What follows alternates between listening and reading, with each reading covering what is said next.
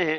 اور اس کے علاوہ جو نشے ہیں کہ جس کی مذمت ہے ہمارے فقہا نے بیان کی، اس کی طرف بھی بڑھتے ہیں، تو ہمیں اس کو بھی غور کرنا چاہیے کہ ہمارے اندر اطاعت کا عنصر کہاں گیا۔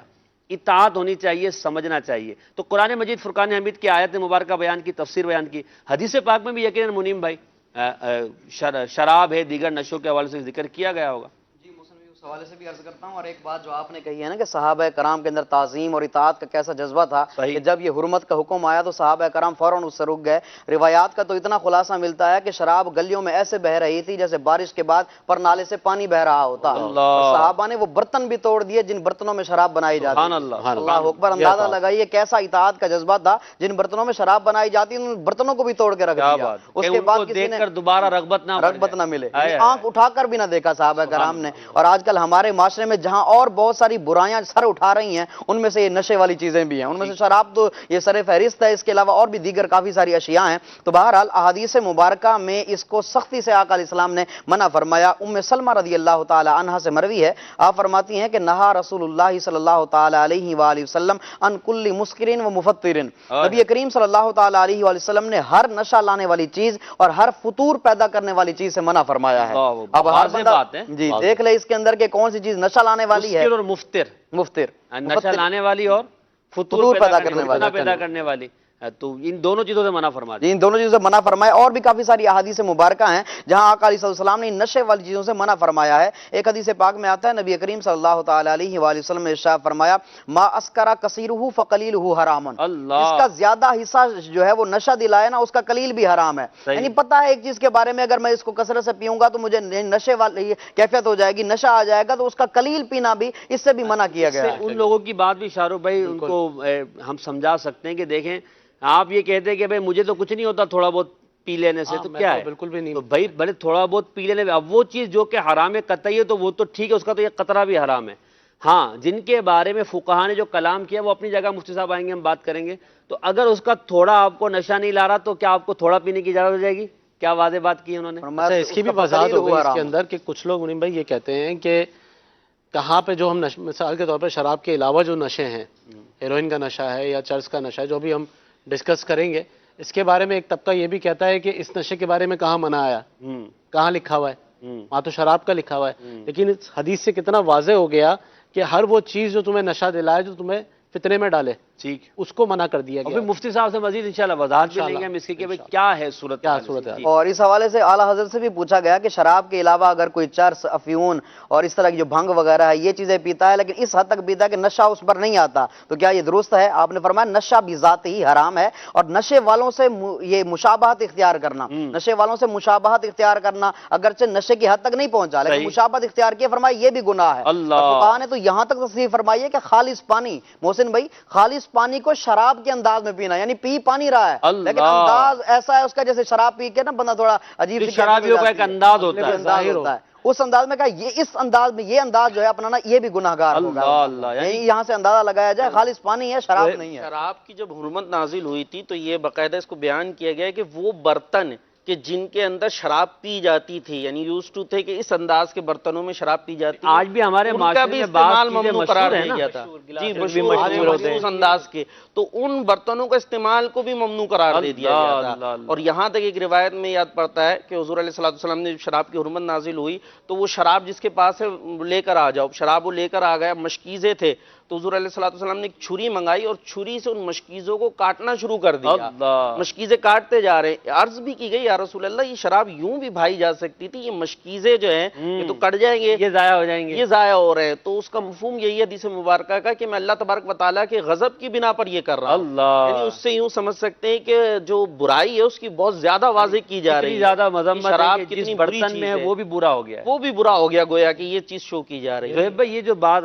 منیم بھائی نے کی ہے کہ پانی کو بھی اس انداز میں پینا کہ وہ ایسا لگے کہ جیسے شرابی والو انداز ہے تو اس کو بھی منع کیا گیا مشابہت کی وجہ سے، تو ہمارے معاشرے میں تو یعنی کہاں پانی اور کہاں شراب، کیا مطلب کہاں جا رہے ہیں ہم لوگ؟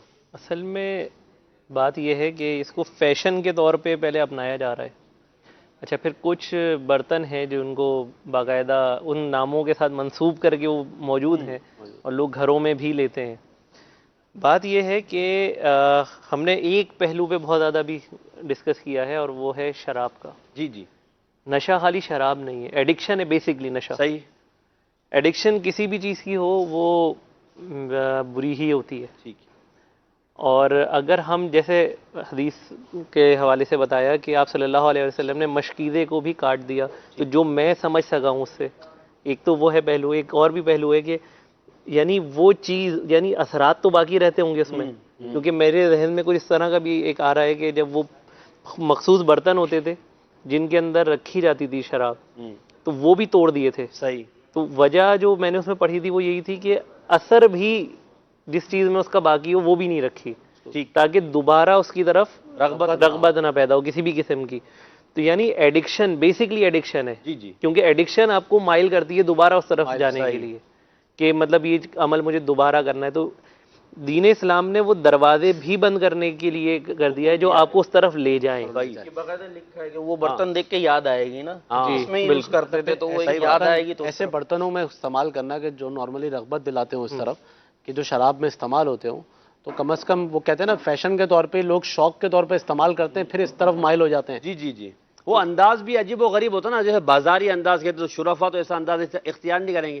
کچھ آپ مزید حدیث پاک میں ذکر فرما رہے ہیں. اور محسن بھی ہمارے معاشرے میں شراب لوگ پیتے ہیں لیکن نام اس کو کوئی اور دے دیتے ہیں. ہوتی شراب ہی ہے لیکن اس کا نام تبدیل کر دیتے ہیں کہ یہ شراب نہیں ہے کوئی اور چیز ہے، ہوتی شراب ہی ہے. اور یہ حدیث پاک میں بھی آیا کہ آقا علیہ السلام نے فرمایا میری امت میں کچھ لوگ ایسے ہوں گے جو شراب پیئیں گے لیکن اس کا نام تبدیل کر دیں گے. یعنی شراب پیئیں گے اور اس کا نام تبدیل کر دیں گے. اور مفتی احمد یار خان نعیمی رحمۃ اللہ تعالی علیہ نے اس کی شرح کے اندر لکھا کہ ہر قسم کی وہ چیز جس کے اندر نشہ ہو، بھلے وہ تر ہو جیسے شراب ہے، بھلے وہ خشک ہو جیسے کہ یہ چرس ہے، بھنگ ہے، افیون ہے، جس کے اندر نشے والی چیزیں پائی جاتی ہیں، آپ نے لکھا کہ یہ بھی حرام ہے. لہٰذا ان چیزوں سے بھی بچنا چاہیے. ایک صاحب آئے آقا علیہ السلام کی بارگاہ کے اندر اور آ کر عرض کرنے لگے آقا میں جو ہے نا ایک ٹھنڈے علاقے میں ہم رہتے ہیں، علاقہ ہمارا ٹھنڈا ہے لیکن کام ہمارا بڑا سخت ہے. یعنی کام جو ہم کرتے ہیں نا وہ بڑا ہائی لیول کا ہے، سخت کام ہے. تو ہم جو ہے نا ایک ایسا مشروب بناتے ہیں کہ اس مشروب سے ہم لطف اندوز ہوتے ہیں. وہ مشروب ہم پیتے ہیں کیونکہ ہمارا کام ایسا ہے تاکہ ہم طاقت حاصل کریں اور قوت والا کام ہے. تو آقا علیہ السلام نے فرمایا کہ اس کے اندر نشہ ہے؟ تو اس نے کہا کہ جی ہاں اس کے اندر نشہ ہے. آقا علیہ السلام نے فرمایا اس سے بچو. تو وہ کہنے لگا آقا ہم اس سے کیسے بچ سکتے ہیں؟ اس سے تو ہم میں سے کوئی نہیں بچ سکتا، کام نہیں کر سکیں، کام بھی نہیں کر سکیں گے، علاقہ ایسا اور کام ہمارا جو ہے وہ تھوڑا سخت ہے. تو آقا علیہ السلام نے فرمایا کہ جو نہیں بچتا اسے جنگ کرو. یعنی آقا علیہ السلام نے اتنا سختی سے ارشاد فرمایا ہر وہ چیز جس کے اندر نشہ پایا جاتا ہے آقا علیہ السلام نے اس سے منع فرمایا کہ اس سے روکا جائے. آج ہم اپنے معاشرے کے اندر دیکھتے ہیں کہ بہت ساری ایسی چیزیں پائی جاتی ہیں کہ جو لوگ یوز کرتے ہیں اور اس کو کہتے ہیں کہ یہ جو ہے حرام نہیں ہے، اور اس کے بغیر میرا چارہ نہیں ہے، اس کے بغیر میں یہ نہیں کر سکتا، میرا کام نہیں ہوگا. یہ ساری چیزیں تو آپ کی ایک حدیث پاک جو آپ نے بیان کے واضح ہو گئے. انرجی ڈرنکس کے حوالے سے بھی آج کل یہ پایا جاتا ہے کہ وہ آپ کے جسم میں قوت بوسٹ لاتے ہیں تاکہ آپ جو ہیں وہ اپنی کیپیسٹی سے زیادہ کام کر سکیں. لوگ اس کے بعد اس کے ایڈکٹ ہو جاتے ہیں، اس کے بغیر عادی ہو جاتے ہیں. اصل تو جو ایڈکشن ہے جو میں سمجھتا ہوں کہ یہی لیڈ کرتا ہے آپ کو ٹورڈز کسی بھی بڑے نشے کی طرف. یعنی اگر ہم بالکل بیسک سے چلیں نا تو شروعات کہاں سے ہوتی ہے سگریٹ سے. جی جی. سگریٹ بیسکلی ایڈکشن کی طرف آپ کو لے کے جاتی ہے. سگریٹ اٹ سیلف ایک ایڈکشن ہے. اسے کہ انگلی پکڑانا کہہ سکتے ہیں اس کو، یہی سمجھ لیجیے. بالکل یہیں سے شروعات ہوتی ہے اور پھر وہ اس کی انتہا تو پھر وہ موت پہ جا کر ہی ہوتی ہے. وہ مثال دیتے ہیں نا کہ پہلے ایک سگریٹ پیتا ہے آدمی، پھر ایک سے اس کی جو ہے نا وہ طلب پوری نہیں ہوتی، 2 پیتا ہے، 3 پیتا ہے.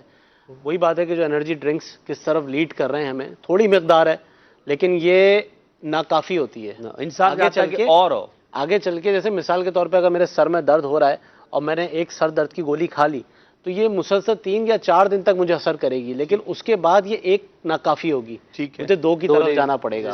اور پھر ایک وقت آئے گا کہ وہ 2 بھی فاقہ نہیں کریں گی. یہی چیز وہ انرجی ڈرنک کی طرف ہے کہ پہلے انرجی ڈرنک پھر اس کے بعد آگے بڑھتا ہے آدمی. اچھا یہاں پر اب جیسے ہم یہ اسلامی تعلیمات اور اس پر تو ہم نے ماشاءاللہ ہمارے مبلغین نے ذکر کیا. میں آپ سے عرض کروں گا، شاہ رخ بھائی، ہمارے زہیب بھائی اور دیگر مبلغین بھی ہیں، کہ نشے کے معاشرے پر پڑنے والے اثرات، ایک تو یہ ظاہر بات ہے اچھا اثر تو ہے نہیں، اسباب کیا ہے؟ ایک تو یہ بھی تو پتہ چلے نا بندہ نشے کی طرف جاتا ہے کیوں، وجوہات کیا. آپ کو پہلے ایک امیزنگ سی بات بتاؤں، شاید آپ کے لیے نئی ہو. جب میں اس پہ